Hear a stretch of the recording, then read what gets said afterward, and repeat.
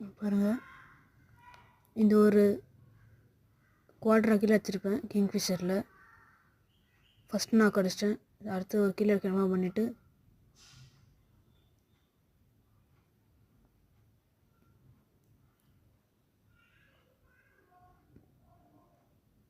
நான் போய் வந்துட்டு டீம்மேட் நாக் ஆகிட்டார்.